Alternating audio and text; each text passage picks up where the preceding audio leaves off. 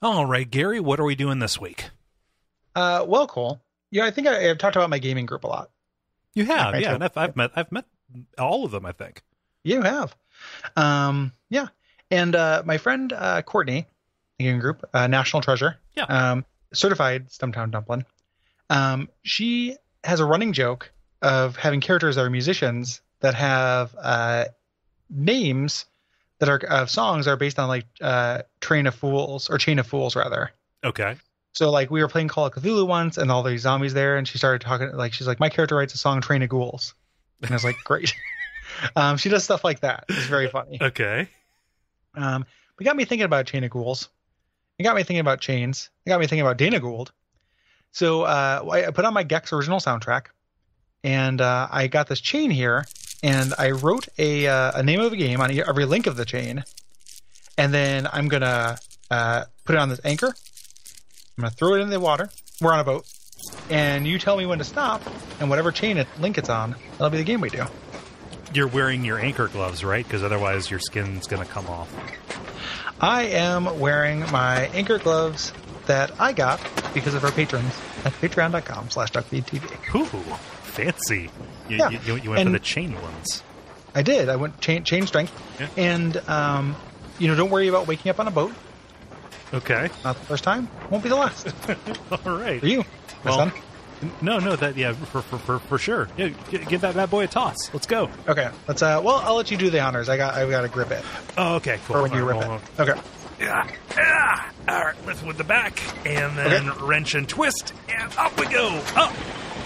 Kerplunk. Okay. Well, I'm slowing it down. Well, these hurt. You're gonna have to wait until I find the audio file that will be a chain rapidly unraveling. Oh, that definitely is free sound. You can find that. It won't be at free sound. It'll probably be a YouTube thing. Okay. Let me grip it. Okay. And can you look down there? Let me not Chain of Memories. That would have been if I would have stopped just a second earlier. It would have been Kingdom Hearts Chain of Memories. Yeah, that game we talked about a little bit. No, it says, Spawn the Eternal. Because these are all chain games. Oh, because that's the sound of your host working on the chain games.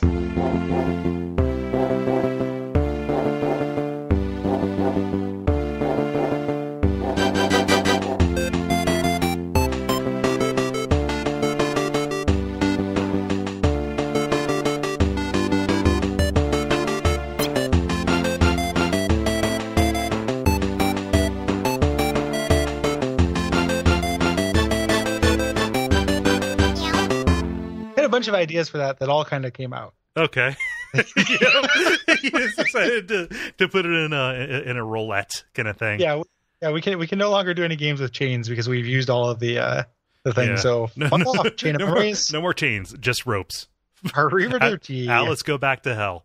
358 divided by 2 days. See you in hell. Birth by sleep. Yeah. You ever work at a restaurant where you had to use one of those chain link mitts to cut up vegetables? I've only worked at one restaurant, and it was Taco Bell. The vegetables came pre-cut and pre-cut and partially digested. Yeah, and in some kind of veggie-sack kind of thing. Yep. Meant to be put into a machine to be squeezed out. No, I worked at a Ruby Tuesday as the salad bar attendant. Whenever I cut up vegetables, I had to wear this awesome chainmail gauntlet to make sure I wouldn't slice my hand off because I never had any knife training. You and I have talked a lot about the Ruby Tuesday salad bar, and I didn't know you worked at one. Oh, yeah. Like, we went to that Ruby Tuesday and had the salad bar, and you didn't mention that you used to work at one? Right. Keeping secrets from me? No, it was for one summer. Yeah. What's the name of this podcast? Salad Secrets?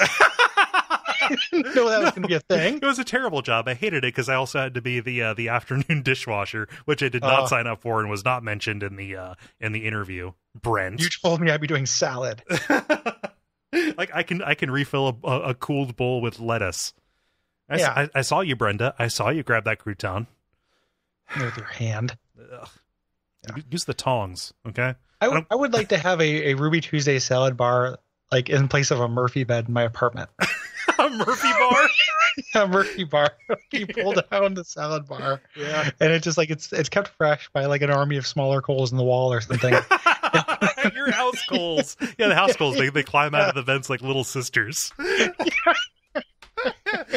Oh. More potato salad, Mr. Butterfield? Back in the vent. Oh. I'm on break. It's a living. Yeah, tip the cabbie hat and then Yeah. No, I wear hats now that I'm small. I'm Cole Ross. It's how we tell each other apart. Yeah. Yeah. No, I'm pretty sure I told you I worked at a Ruby Tuesday salad bar. I don't think so. Yeah. But not to before we totally get off of wall coal.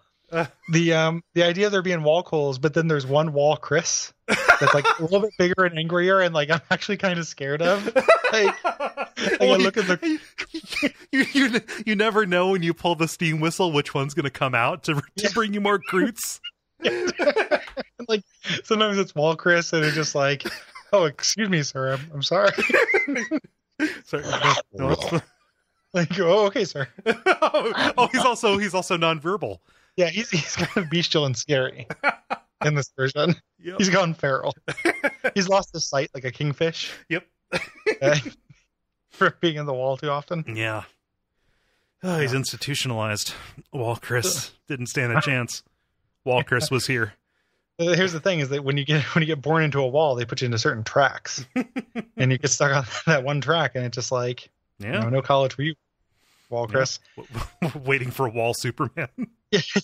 Yeah, good wall hunting. Yes. And I come out and I see my chalkboard and the equation solved. And just Wall Chris staying next to me, you just wrote you as the big letters. How do you like that apple salad? How do you like that Applebee's alternative? Ooh. This is Gary Butterfield. This is Cole Ross, noted salad bar appreciator. Salad bar boy. And I like salad bars too. Yeah. I just said I want one instead of a bed. Yeah. This is you want a bed of lettuce.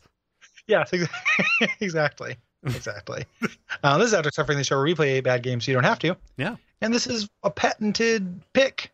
Yours truly. This I knew it was a salad bar discussion. So. Of course, yeah. Everybody foresaw that. Yeah, this is where we talk about Spawn the Eternal. Gary, this was a popular one. This was suggested by 4 other people. Wow. So, yeah. Welcome, my brothers. So Chucklemaster, Bazanson, Olson, and Sam.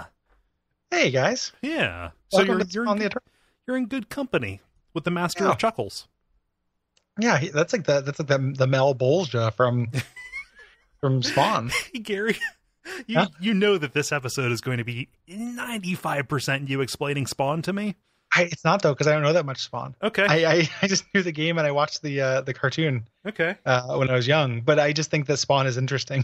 I just think he's kind of neat. I just think he's a good character. I think that Todd McFarlane has a good head on his shoulders. Yeah, he's gonna go places. Yeah, I came in for the lovingly crafted figures of NBA stars. He stayed for that character who's stitching his own guts open. Yeah, yeah. I stayed for one of the handful of kind of mainstream black superheroes. It's true. They did it. I feel it felt like a negotiation though, because it's like you can have a black superhero, but he's a demon. Yeah, like he has to be a literal monster. Yeah, and also he has to be kind of ugly and in a world full of just ugly shit that nobody ever wants to look at, or hear about or read about. He has to be a burn victim, so you can't see that he's a black guy. Right.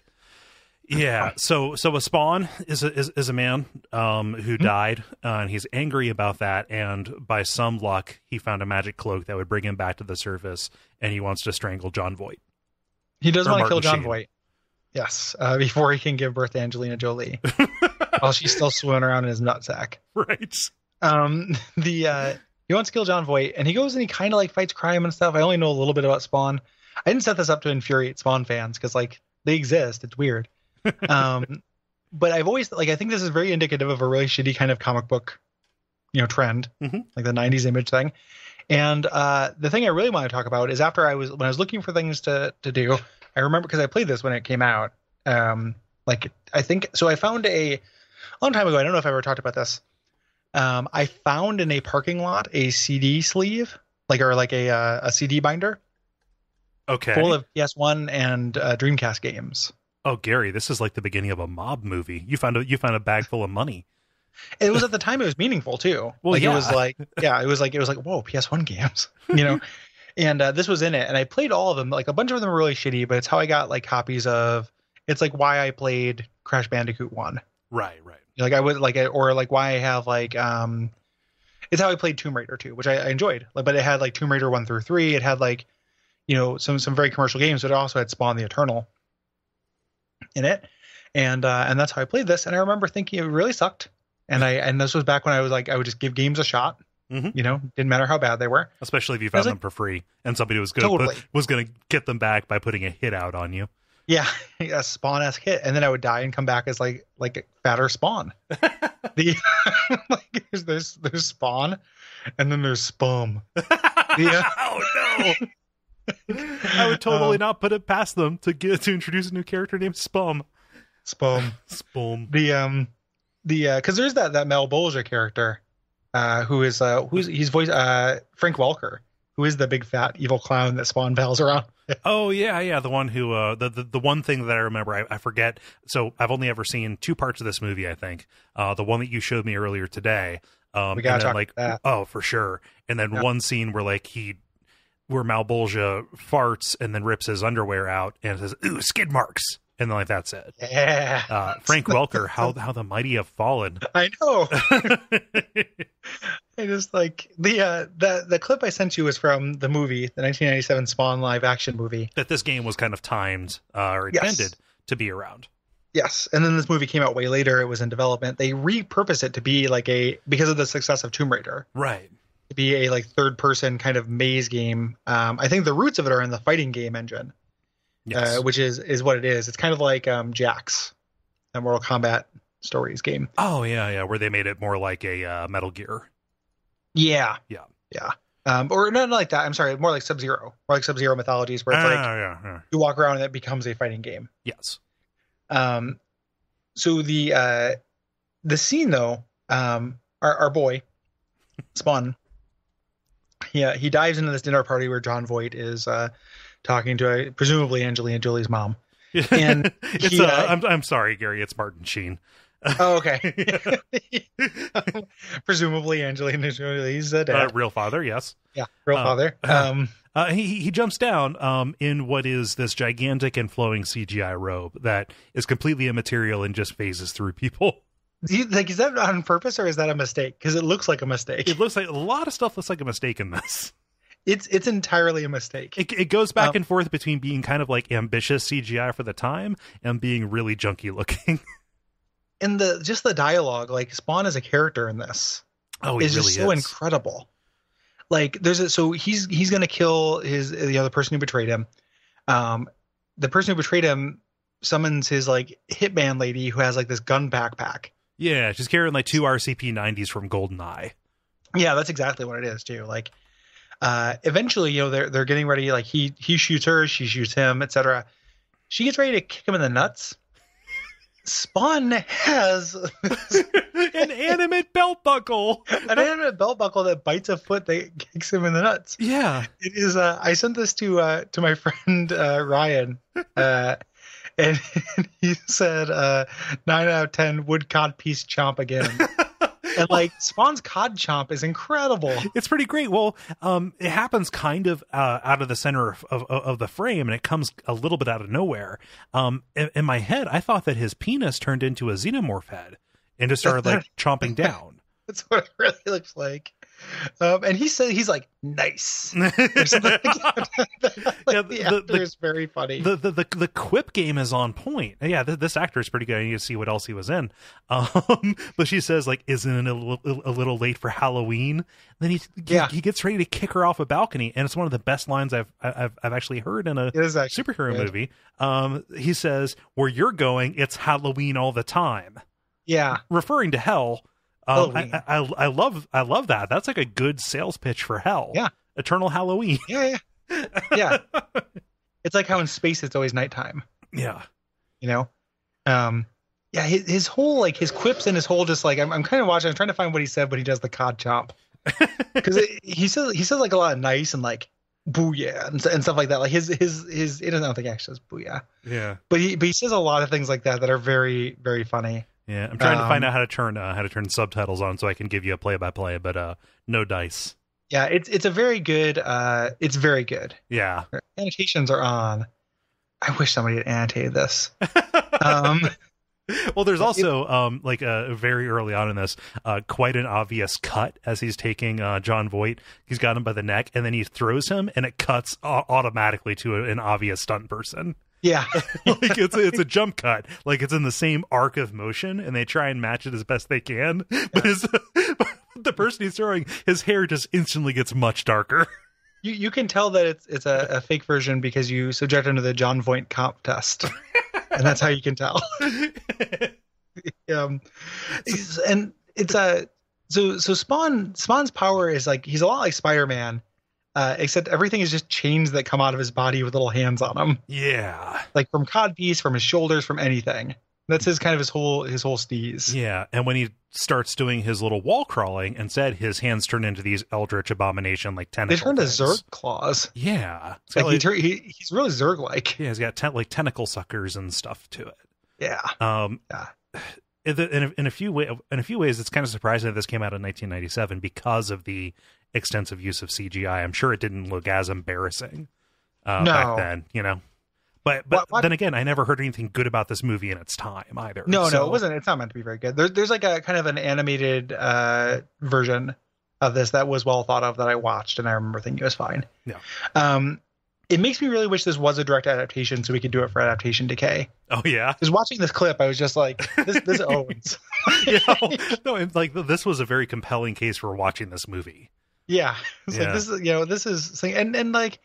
John Leguizamo plays like the Vivisector or something like that. The Violator. The Violator. Like there's like an old guy who is like a Van Helsing character who like hunts Spawn. Oh, nice. And stuff like everything about this, like the extended Spawniverse, like seems very appealing to me for some reason, like in its stupidity. But only in film, like only in the campiest possible version of it. Oh, I would never read a Spawn comic. Are you out of your mind? Not a million years. The actor who played Spawn, Michael J. White, he was in The Toxic Avenger Part 2, but his big break and where he's done most of his work since the mid-2000s is as kind of part of Tyler Perry's extended crew of regulars. So, like, I'm sure he's perfectly funny and charming in those, but those are movies that are just like I never see. They're never marketed to me, so I'm not aware of them, you know. Yeah, I'm not. They're not for me. Right. I think it is generally. Don't know what he said. Here. This clip. Spawn versus evil Violator clown. Like into that. I don't know, man. It just there's just something about the cinematic Spawn that does it for me. The game itself is pretty excruciatingly bad. Oh my god, it just lays flat. There's nothing to this. Yeah. Could you figure out how to heal? No.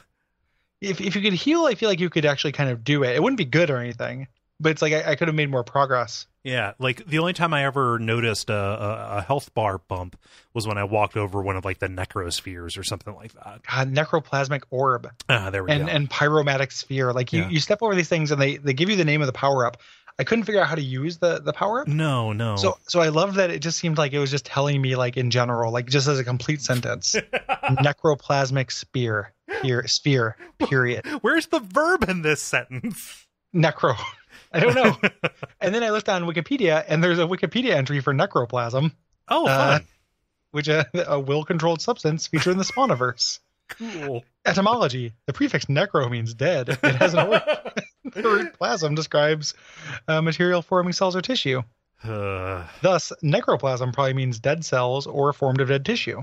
Thanks, Genius.com. Yeah, the word is a play on ectoplasm. Oh, thank you. Yeah. I love it when you see something like that, though, that has a link in Wikipedia. Yeah. Like, Man. That happens a lot related to anything due to like extended pop culture universes. Like there are probably far too many like links for particular things in the Dark Tower universe on Wikipedia, specifically because it's related to Stephen King stuff. And it's like the red probably doesn't need its whole page here. Like let's save that for the Wikia. You know, that's fine. I think so. I'm a big enough fan of this that I'm confident in saying that we can do without that. Speaking of the Wikia, if you look on the Spawn Wikia, there's a character named Overt Kill. Do you know about Overt Kill? Oh, the world's least subtle spy. Yeah. Overt Kill. Overt Kill is a cyborg. Makes his first appearance in Spawn issue 6, hired by Tony Twist to kill Spawn. Overt Kill is pretty special. What a terrible name. I think Collective Mania came over everyone, not just like comics people, but pop culture in general. Oh yeah, like the 90s, I think. It'll be a while until there's like a redeeming anything like redeeming that is dredged up from that. From that aesthetic. For a while, it kind of seemed like the 80s would just be, it's this decadent, horrible, tacky, cheesy place. And it's like, no, like Miami Vice is kind of cool. And there's tons of great, like, new wave music that came out of this. Like there was plenty of stuff salvageable. Like, I think we've talked about the 90s a lot. And I talked about Friends. We're repeating ourselves. So I'm sorry. Yeah, that's fine. It's fine. Yeah. It's fine. No, but this, this whole comic aesthetic, like, I have no inclination for it. Like it was way too like grown up and edgy for me then, and I think it's way too grown up and edgy for me now. Yeah, just like not grown up, like way too immature and edgy. But I guess that's what I mean. Like my conception of like what that actually means is like it stayed the same, but the context around it has evolved to the point where it is equally as unappealing to me now as it was when I was probably of Spawn age. Yeah, Spawn age. of Spawn of the hell Spawn age. Yeah, I remember when you were the same age as Spawn. Yeah. And every kid goes through a Spawn phase. Yeah. From which like chains burst from their rib cage and their pod chop. They have to be locked into the attic. Until they my molt. attic Spawn. Yeah. Hang out there with my attic stooge. Ooh. Let's see here. Important epithets. The One, so you shouldn't call him the One, I guess. And also you shouldn't call him Hellspawn. Yeah, because that's how he got his name, but he doesn't like it. No. In the last collected edition of Spawn, that was collected then. Okay, I was like, they're still making Spawn comics in 2014. Oh my god! But it was collected then. Okay. Whew.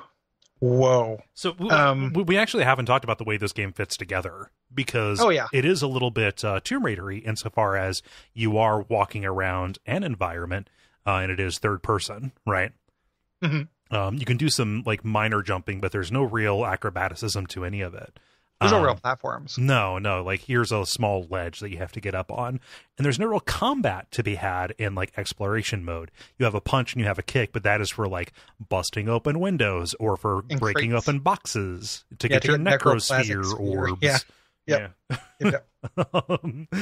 But then combat just happens whenever you get within, let's say, 5 kilometers of a of an enemy, and then it goes into a fighting game kind of mode.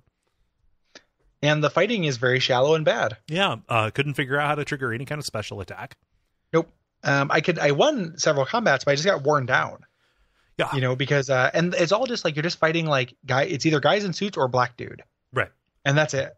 Yeah. Over and over and over. I saw something that like clearly looked like a boss like arena. And I was like, better watch out for that. I'm going to fight Malbolgia. I can't wait to fight, Violator. I can't wait to fight Overt Kill. Why would you ever call a character Overt Kill? You're pretty hung up on that, aren't you? It seems like a really bad name. It's very awkward. It's a pretty bad name. Yeah. Especially, I get that it's not Overkill. I guess maybe it's a copyright thing. Like Overkill was already a guy. Yeah, maybe. I don't know. What about this character, which is % raised to the power of 9? Percentage sign raised to the power of 9 is introduced in Spawn issue 19. The red-skinned creature inhabits the overlap and is in charge of studying the atomics used by Earthians. Earthians? There's such a word for that. Oh my god. Yeah.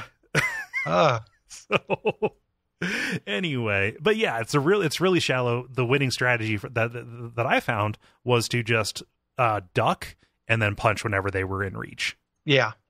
Yeah. And that got you through most of the fights, but you'd slowly get whittled down until Right. eventually you get murdered. And that's really, I didn't get any further than that now or the first time I played it. No. And I also, we talked in the last episode how I don't, we don't want people to go on and like look at GameFAQs first. I didn't do that either. So there's not tons of GameFAQ stuff, but I did not know. Right. There's one like 4,000 word review by Casket Darkfire. Oh God, is that the one that is like the marketing phenomenon from a genius, or some say a madman? Yes, which is very bad, pretty obnoxious. But again, like the stakes are raised for GameFAQs Gold. Oh yes, Yeah. Did you get a close up on any of these textures in this game? I was playing this. On my laptop in bed, so I was pretty like right on top of it. It is reviled for its visuals, but it just to me looked very early PS1, like, but not to an offensive degree. Like, it didn't look unusual in that regard. It's pretty bad. Like everything is like because it's not that early PS1. Like when it came out, like it's fairly late. It was like 97 or something. 90. Like, yeah. Yeah, it was like mid period. So about a year after Tomb Raider, but like by the time, so Tomb Raider like was a pretty game at the time, and like it animated much better than this one did. More interesting things were happening, but like Tomb Raider 2 was happening, and like it's not like they had a dearth of resources behind this. Like this was developed by Sony. Yeah. Yeah. That's something else. Once you get close to, and part of it's the camera, but you do get very, very close to a bunch of textures that just look like a series of brown, black, and gray cubes on your screen. Yeah. Like a really, really bad tiled bathroom floor. Yeah. It's after Violator has his way with it, or Malbolgia takes a big shit in it. Yeah. Skid marks. Yeah. No, and there's no story that I can tell. No. I would have expected, in a game that had this lavish of a like a pre-title screen cinematic, that there would be some kind of setup. For as much as Mr. McFarlane himself loves his crazy, overly ornate lore and stuff, I would have expected at least a crawl at the start. But no, just here's Spawn in his space between worlds walking out, and then all of a sudden you're in a subway. And you're just like beating up some dudes. Like, it's a real failure to provide even any context within the game. It's not like it needs to be the prophecy foretold. But no, there's just nothing. And it's based on a comic too, so like that information is there. Right. Like they could have taken just the opening of the Spawn #1 presumably. But I don't know, because I haven't read Spawn #1 and I never will. So somebody's going to try and trick you into reading Spawn. Like how they tricked you into reading Star Wars stuff? God damn like that? Yeah. I'll quit this show. Gotta get up pretty early in the morning to get me to read Spawn. Oh man, I'm just okay. So this is no, I'm not going to do that. I was about to ask people to send you panels from Spawn on Twitter. Yeah, please don't ask me. Please don't do that. No. Yeah. I mean, if you do, it's fine. Like, but I can ignore things, but don't do it because I said so. Yeah, do it because you were already going to. Right. And it's really weird. You didn't know this episode was going to come out. Just like had a premonition. You had a folder. Yeah, bolt upright in bed, and we're just like, oh my god. Does Gary know about? I'm trying to find a bad character. Who does Gary know about? Billy Kincaid? You mean one of the KKK members? Billy Kincaid? Yep. Is he a KKK guy? I don't know. I was. He's in Spawn. Huh. In Spawn #5, Kincaid is released from a mental institution where he had been placed because he was suspected of murdering several children. The most notable of cases, and the only one he was actually charged with, was the disappearance and murder of a senator's daughter. Literally, he's just like a bad guy, but he's in hell. Yeah, Spawn. Yeah, and he stays until issue 150. Ooh, fun. No, there's a whole subheader on the characters page on the Wikia that is just Klansmen, KKK. There is a character named Cygor. Oh my god. Yeah. Cygor was created by neurologist Frederick Wilhelm during experiments in the U.S. Army meant to create an ape superhuman soldier. Mm-hmm. Into it. Because of course. No, I'm picturing this like Dead Zone kind of situation where somebody like walked up to you and said, "Hi, a PRG," and shook your hand. Yeah. Had a premonition. And then, or they came to me and shook my hand, and then when I looked down at my hand, there's a Spawn comic in it. Oh God! And I didn't even notice it until like afterwards. It's like a Spawn Tijuana Bible. Yeah. Tia Spawn a Bible. There's an Iced Earth album by these guys. Do you know who Iced Earth are? No. It is a metal band. Are these the same guys? They're not the same guys, but it came out around the same time. So they did an album, a concept album about Spawn, called The Dark Saga. And I remember seeing it in comic stores at the same time I saw Wolverine Blues. Wait a minute. You know what Wolverine Blues? No. What the fuck are you talking about? Wolverine Blues is the third album by Swedish metal band Entombed, and they did this concept album about Wolverine. That has songs like "I Master." I don't know who that's referring to, but they did this. Cyclops. Cyclops. Yeah. Oh, you're right. He would be. Rotten Soil. That's probably. Yeah. Demon, Contempt, Hollow Man, Heavens Die, Out of Hand. But yeah, they did this Wolverine concept album that like there was a free tape that was in all the comic book stores. Oh yeah. And then there was also this Spawn concept album. Yeah. Huh. Well, so this wasn't like affiliated. They didn't use this specifically for the soundtrack for the movie. No. It's way too intense. Yeah. it was too raw for American theaters. Yeah. You have to get it. It's an alternate. This is too twisted. It's an alternate version on the Spawn Blu-ray. Yeah. Speaking of alternate versions, if you were a real Spawnophile, you could take this disc, Spawn the Eternal for PS1, you put it into a CD player. Guess what you get, Gary? Guess what you get? Interview with Todd McFarlane. A lengthy interview with Todd McFarlane. Yeah. Thank God. You've seen that thing with Todd McFarlane, Rob Liefeld, and Stan Lee? Have I shown you that? No, or is that the weird sexy fairy tale comic? Or oh no, like even though I am kind of curious as to what those like all those terms together, if you put them in like the cooking pot from Breath of the Wild, see what kind of like inedible thing you'd get. Just putting together a spell in Morrowind. Yeah. This cost far too much to cast Doomer. No, it's a thing where they did like as a TV promo, they had Rob Liefeld and Todd McFarlane create a character in 20 minutes. They're like, we're gonna ground up and draw him and everything. And Stan Lee's kind of hanging out there, kind of just doing color commentary and dunking on Rob Liefeld. Oh, good. And Todd McFarlane the whole time. It's great. Yeah. Like Stan Lee has tons of problems, but he's just kind of like, how does he get dressed in the morning? Like just like asking the questions. You know? Like, what if he's an accountant when he goes, like, just kind of trolling them, and it's so good. Excelsior, I see he has 5 belts, but no feet. Yeah, that's literally, why does he have all those belts? Like, he actually says that, and he's just like, well, it's the style, like, kids love this, and it's like, what if this guy was, the way we would do it, we'd come up with the character first, and like, he's just cruel. Yeah. Like you almost feel bad because he's just dunking on him left and right. It's real good. Yeah. Well, I mean, if anybody deserves it, totally. I don't much care for either of those men's aesthetics. No, they're very bad aesthetics. I guess like somebody in the Slack was saying Rob Liefeld's a good guy. Okay. And Todd McFarlane isn't. But like, I don't know. Like I didn't necessarily assume he was a bad human. No, I just don't respect his work. Yeah, and I'm still not going to respect his work. Like it doesn't. I've never been talking about the dude. I've just been talking about his tastes. Yeah. Speaking of Rob Liefeld, something I watched when I was home here recently because my stepdad was like, "You haven't seen Deadpool?" I watched Deadpool. That's okay. Yeah. It's right. Yeah. Isn't that kind of amazing? Yeah. I was like, oh, this is gonna suck.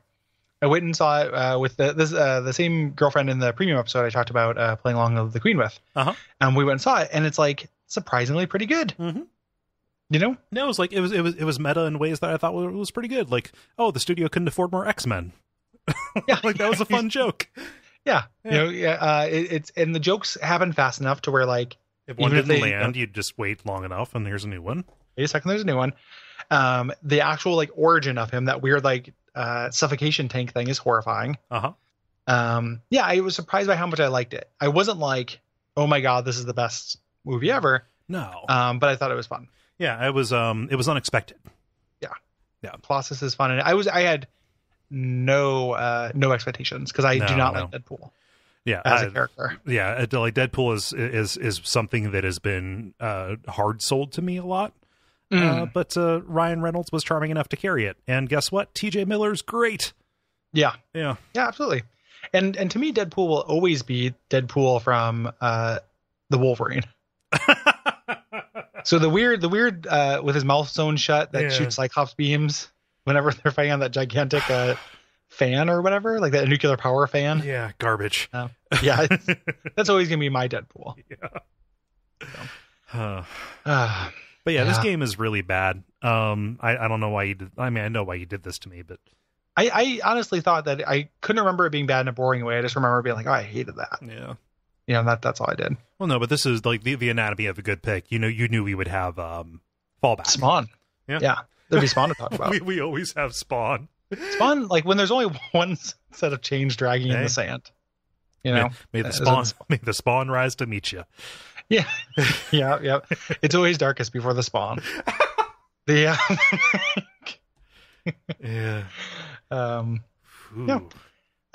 So I suggested this. Thank you, me. And also we had those 4 people. Thank you to Chucklemaster, Bazanson. I'm sure that's not bullshit. Like I'm not comfortable with the Chucklemaster suggesting things. Like, we also had Bazanson, Olson, and Sam. So thank you. Yeah, thanks, guys.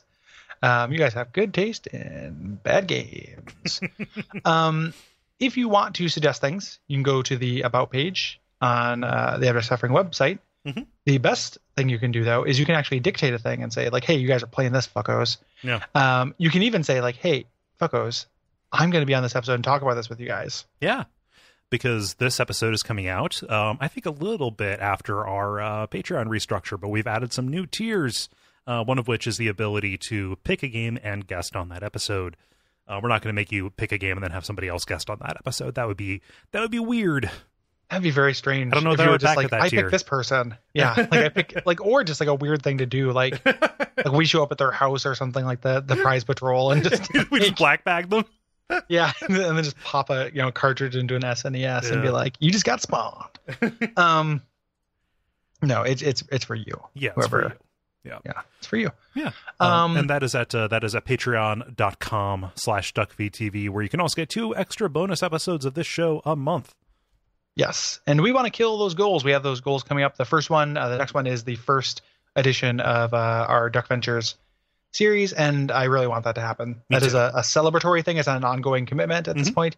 It would just be a very fun thing we're going to do for everybody, which is a tabletop session that we will record, and the specifics of it aren't in yet. One of the things I want to do for one of those is adapt the Ravenloft Mask of the Red Death module. Oh, nice. Into a more playable system. Yeah. But yeah, I think that's really cool. Like I love Mask of the Red Death. Yeah, that's great. And I think that it was a good find. Yeah. So yeah. So please go there and support us. Ratings, reviews. That's also very useful. Mm-hmm. And just then come back next week. Tell your friends and come back next week. Yeah. Cool. Absolutely. Thank you very much. So until next time. Boy, who is Spawn Dog is not very good, even though it does sound like a thing. Like a Spondo. I don't know what. Doesn't because Superman has a dog, because there's Crypto the super dog and Streaky the super cat. Yeah, I really like the idea of Spawn having a Spawn Dog and just this like sick, like melting, chain covered monster that just kind of like he's got more bone exposed than usual. Yeah, just like horfs up a bunch of acid on his enemies. Yeah. Who lets the dog out? Yeah. It's me, Spawn. Nice. And then like the dog jumps on your chest and barfs a bunch of bone acid onto you. Like, let's just go with who is Hellhound. Who is Hellhound? There we go. That's actually better.